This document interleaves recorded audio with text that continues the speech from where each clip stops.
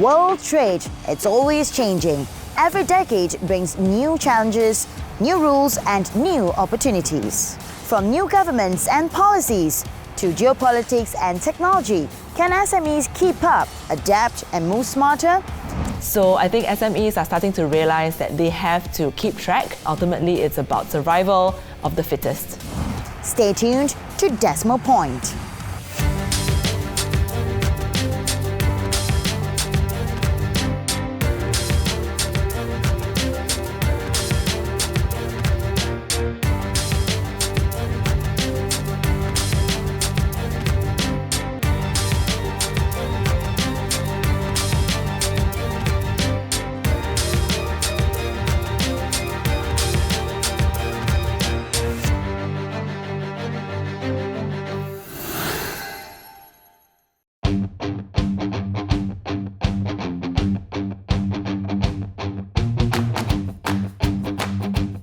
Just as businesses were finding their footing after the pandemic locked down the world in the early 2020s, new storms rolled in. Standing right in the midst of these trade storms are the small and medium enterprises, the SMEs that make up nearly 97% of businesses that power our economy. Join us as we explore how SMEs survive in a changing trade world.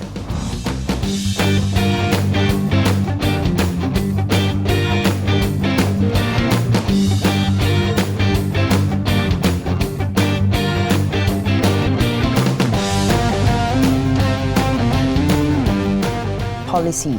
Now that's part and parcel of what you do. Could you walk us through your experiences and your role before this? We know that you were the CEO of IDEA as well. Sure, thank you so much for having me. So I'm in the School of Politics, International Relations and Economics. We just merged. So it's a more broadly, widely encompassing school at the University of Nottingham, Malaysia. And it quite aligns nicely with my expertise as well. I teach politics, but also political economy. And I believe that really there's an intersection between politics and economics in a way that especially is relevant to a country like Malaysia. Or as we can see in the world today, political economy is the direction, meaning that there's no economic decision making that's going to take place without thinking about the politics behind it. And as for my role in public policy, yes, I've been a practitioner, researcher, all kinds of different roles I've played, but within the space of public policy for the last 20 years or so. And so I bring that kind of policy experience and interest in the research and advocacy world into the world of academia as well, into the classroom. And I like to see the relationships between university, academia, and industry. What could you say are the changes in global trade? Could it be the shifts or the supply chain or sustainability that has most impacted SMEs businesses in the last 3 years? So if you look at the last 3 years, so you're talking about 2022 onwards, right? Remember that SMEs were already badly hit with two big things. So, one big thing at first was COVID.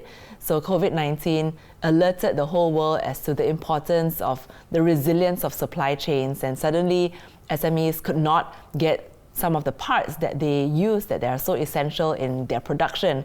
It also increased the cost of business by a great deal. So by the time 2020, 2021, 2022, already businesses were suffering because your cash flow was very poor, and SMEs would have had to dig deep into their reserves, right, into their savings, provided they had some. I mean, some SMEs didn't even have savings, so many of them had to go bust as well.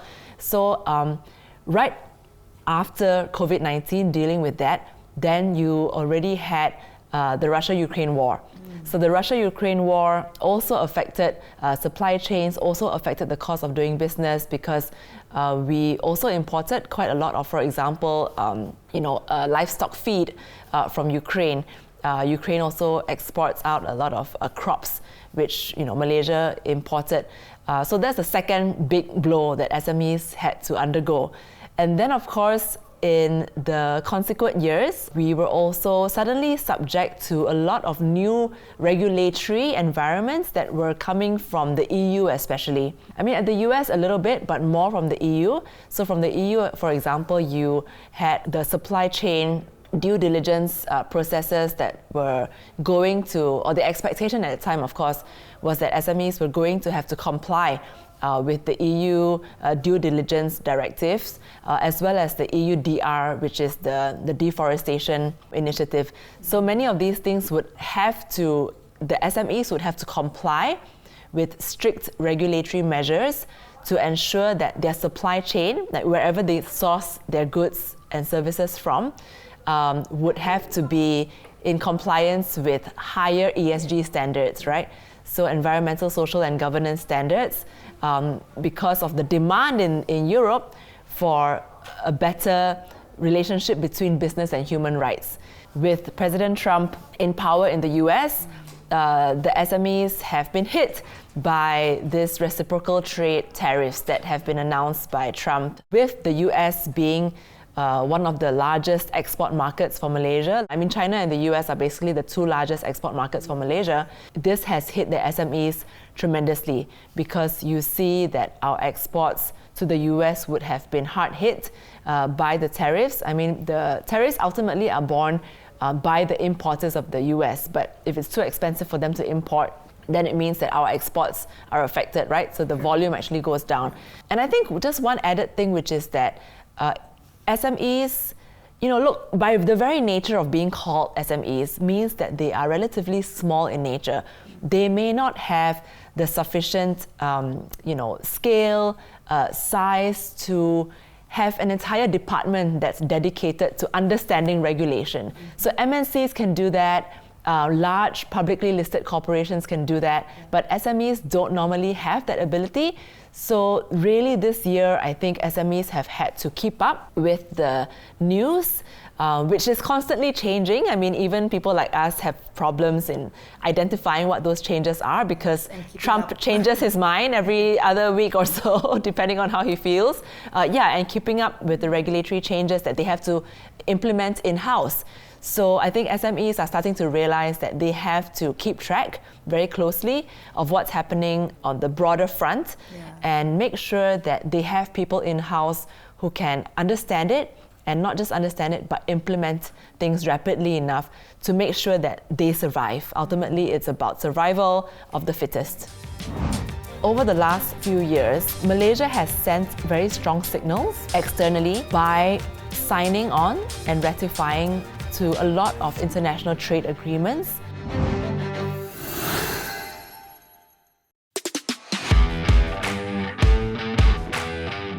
Trading today is challenging. It's not just tariffs, protectionism has always been around. SMEs face many other trade barriers to stay competitive, both at home and abroad.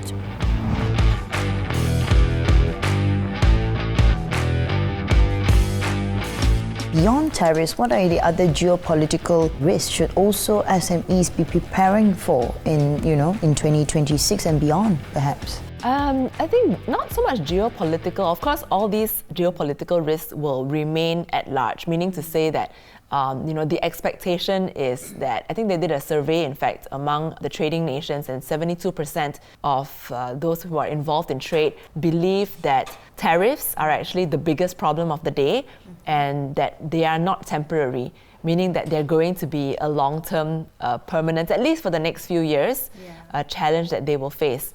So that's something that will remain at large. Related to the US-China trade war as well would be the increasing bifurcation of US and China when it comes to technology, when it comes to digitalization, so digital payments, and of course other kinds of global supply chains and value chains like critical minerals and rare earth. So these are the three areas that I think SMEs would need to be aware of. I mentioned digitalization as well. So of course, digitalization is a trend that has started over the last 5 years. I mean, COVID-19 again accelerated those trends in a good way. I mean, in a way that forced companies to be more resilient, to jump on the digitalization bandwagon more quickly. And as we know, e-commerce has expanded so exponentially, right?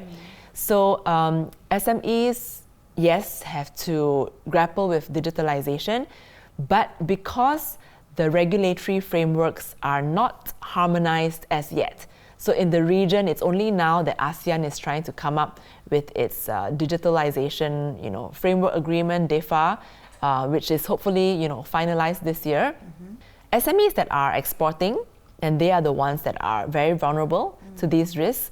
As tariffs change, they need to recalibrate, what's profitable, what's not. How much is it going to cost? They may have already had orders and shipments, and then you need to change the calculations. So all of those are risks that make it very difficult for them to do business. Currency changes, for example, also going to impact upon SMEs. So if there's a lot of volatility in the currencies, then the SMEs also cannot earn what they had charged earlier. So for example, if they charge in US dollars or if they charge in euros, the conversion is going to be poorer for us now because the ringgit is actually stronger, right, vis-a-vis the US dollars. There's also non-exporting SMEs, right? So the non-exporting SMEs are probably less vulnerable to these like global demands because they're only servicing the local clientele. But having said that, because the supply chains are less resilient today, ultimately, if the cost of doing business goes up, whether it's because of shipment costs, so SMEs may be shipping goods in here that they will ultimately build and construct in Malaysia, or they are, whatever material costs, for example, are also going to be more expensive. So SMEs either bear the cost or they have to pass on the cost to the consumers. So I think either way, whether you're exporting or non-exporting, it will be a challenging time because these risks will be borne by the SMEs. And I want to add as well that I think a lot of SMEs actually have very slim margins. In terms of opportunities, I think that over the last few years, Malaysia has sent very strong signals externally by signing on and ratifying to a lot of international trade agreements, such as the CPTPP or RCEP. We are also in active negotiation with the EU to finalize the EU-Malaysia FTA that has been stalled for more than 10 years. But all these things are active signals to say that we are ready to play by the international global standards of trade. And we will also provide trainings to our SMEs to be able to equip themselves with the right capabilities to do that. So I think that signal is important to state up front because we also don't want to say that, we pity our SMEs, they don't know what to do. No, I think we should also have confidence in our SMEs to say that they can adapt, they can be resilient, and they can learn from other countries. Other countries have had to go through very tough transformation periods and processes as well, like in Australia, Canada. We have a large stock of SMEs and they are our engine of growth. We believe in them and they can do it. Now, how about we're touching on opportunities, Doctor? How about the opportunities of SMEs in, maybe entering a new regional market, perhaps in the Middle East or anywhere else? It's again an opportunity because as Malaysia was ASEAN chair, we put together the inaugural Malaysia GCC China Summit on the sidelines of ASEAN Summit. And this really was a good opportunity, not just for Malaysia to enter, GCC is, and our relationship with the Arab nations is already a positive one, but also to bring China into the fray to see where additional funding mechanisms, financing and so on could come in. What SMEs would face if we're entering new regions, which by the way, entering new regions and new markets is what we need to do, right? So let's say the US market is no longer as available to us as it was in the past. Yes, we've already signed the ART, the Reciprocal Trade Agreement with the US. So that still allows us some trading relationship and it gives us some pause at the moment at least. At the same time, we need to look for new markets, right? So whether it's in the Middle East, whether it's in South America, Latin America, Brazil, all these untapped markets, that's spaces that we need to explore. To do that, there's a lot of barriers that we'll need to overcome. Of course, things like language, like culture, just the ability and the knowledge, the legal, regulatory frameworks, the people, the networks, right? We may not actually have the people-to-people networks in certain new countries. So all these things, we have to be able to use the trade facilitation measures that are available by each country and make use of these trade agreements actually as an entry point. So we should really capitalize on the fact that we are open to all. I mentioned CPTPP, RCEP, we have ART. We don't have a bilateral trade agreement with China, for example. Maybe that's something that we need to explore further. We've signed agreement with EFTA in Europe. We're on the way to negotiating the EU-Malaysia FTA. So BRICS as well, right? I mean, even though that's not a full-fledged trade agreement, there are opportunities there as well. So putting ourselves out there, SMEs can use all these agreements as an entry point to getting to know the new markets and the new countries. The last opportunity, of course, is to actually look at encouraging women-led SMEs to be more motivated to becoming export-led, because women-led SMEs, maybe they may not have the confidence to scale up, right? They are just maybe they're happy to just remain domestic, for example. But I think if again we can encourage them to say that, look, their products are actually marketable, they are well liked within ASEAN. I mean, if you go on Shopee today, you actually see goods that come in from all over ASEAN now, right? It's not just Malaysia. You get goods from Indonesia, from the Philippines. So likewise, Malaysian SMEs can be encouraged to do that. And we know that women can be very enterprising. So that's a direction that we should be heading towards as well. For example, blockchain, cryptocurrencies, it just goes to show that digital payments can be something that SMEs can make use of for more resilience.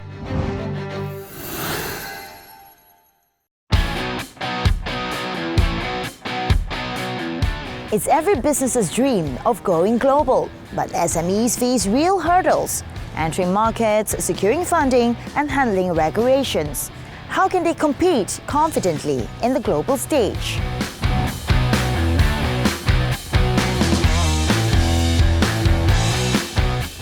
What will happen actually if one does not sign the EU-Malaysia trade deal? Yeah, so I mean, as mentioned, Malaysia and the EU actually have been negotiating this EU-Malaysia FTA for a really long time. And some of the sticking points that we could not agree on at that time were things like government procurement, palm oil, if I'm not mistaken, also state-owned enterprises. But it's because we signed the CPTPP, so we already adhered to certain standards and very high standards of regulations, right?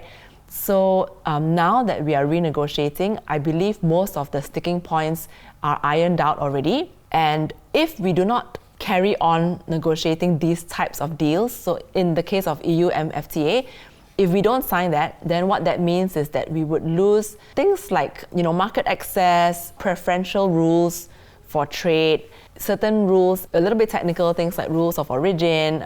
With the FTA, we have better ground rules which benefit our products that are going to Europe. And for a long time, palm oil was an issue of contention because the Europeans had very high demands as to what the source of palm oil is. They had high demands as to sustainable palm oil. We were limited in our exports to Europe as to the biofuels. So I think, if I'm not mistaken, the limit was only up to 0.05%, something very small, as a share of the entire palm oil. And also, not only that, because I talked about the sticking points, it actually gives us an opportunity to conduct some, let's say, renewal of our internal governance mechanisms, such as on government procurement and state-owned enterprises, because it means that we become more efficient, more transparent, more accountable in how we conduct procurement, which, as you know, has been potentially a source of corruption in the past. So if we open that space up, more competitiveness, more efficiency, and Malaysia stands to gain by having greater market access. Yes, they stand to gain with the access, and of course all this being said, and I think with all the trade deals being done, this will have a more promising future for Malaysia and SMEs perhaps. Now with all these, Doctor, how are SMEs, navigating challenges of, international payments, like you mentioned earlier, currency will also affect all these, the volatility, and also securing working capital for trade? Yeah, so as mentioned, it's been a trying time for SMEs. So they have to keep a lot of strategies, in a kind of like a toolkit, right, available to them. So I think if they are charging out into foreign currencies, then among the strategies that they could adopt would be actually setting up foreign currency accounts, right? So when the clients pay them in euros or in USD, then you're parking the funds aside in those currencies before you convert them into ringgit, and then wait for a time that's prime for them to do that conversion. So that's one way. I think the other way is to make use of multiple different platforms for payments. This is where, if you're talking about digitalization again, digital payments would be very interesting. I don't know what's the percentage of SMEs that are adopting, for example, blockchain, cryptocurrencies, things like that. This is probably still very limited, but it just goes to show that digital payments can be something that SMEs can make use of for more resilience in the future. And then I guess in terms of the local strategies, I'm talking about really domestic solutions here, right? So you're talking about being able to liaise with local institutions that can provide some funding mechanisms for the real, probably not even SMEs, but the micro as well, the MSMEs, the micro and small enterprises to get seed funding. You have the likes of, like SME Bank, these sorts of development-based banks. I think this is where the state can come in to provide funding for SMEs that are in need. And these development-based funding would be closely tied back to the state's industrial policy. So the industrial policy would be where the state makes decisions over which sectors they would like to target as a strategic priority for the next 5 to 10 years. Any disruptive trend that you can see also, coming with digitalization, now we have AI, artificial intelligence, and maybe crypto is also in the move as well. Trade, protection, and also that government or companies must focus on preparing SMEs perhaps for the next 5 to 10 years. What's your take on that? AI is a big one. I think AI, of course, there's so many multiple parts of this AI conversation that we could talk about. On the one hand, of course, if countries don't jump on this AI train, then countries will be left behind. And the pace at which AI is moving is so fast. AI, if deployed well, can be used for such amazing things, right? In the medical industry, for surgeries, for health, development, education, poverty. All these things. For many, many sectors, AI could be a good thing. But the acceleration also comes at a cost, which we really need to examine as well. The cost would be the loss of jobs as AI takes over, human functions. So then, SMEs or individuals like you and I need to look for jobs and positions that AI can never replace, right? So, instead of becoming an analyst, I should become someone in the care industry because AI is not going to replace a nurse, for example, right? The loss of jobs itself would mean that many SMEs may find themselves actually defunct if they are actually providing a good or a service that is no longer required because AI is doing it much faster, much cheaper, basically better than what these companies can do. So that's the reality. I think, if SMEs are out there listening to this and wanting to ensure that they themselves become resilient, then it would be to try to understand what areas of the economy AI can help them with. So that's one, help them with, but also that they are providing a particular product or service that can be nicely integrated into the future development of where AI is heading towards. If you're a Malaysian SME, you are the backbone of our economy, sustaining nearly half of all employment. You face rising costs and inflation while pushing to transform digitally in a rapidly changing business world. Fortunately, the government understands the importance of SMEs and is actively supporting SMEs not just to survive, but to thrive. For more expert insights, join us again on Decimal Point.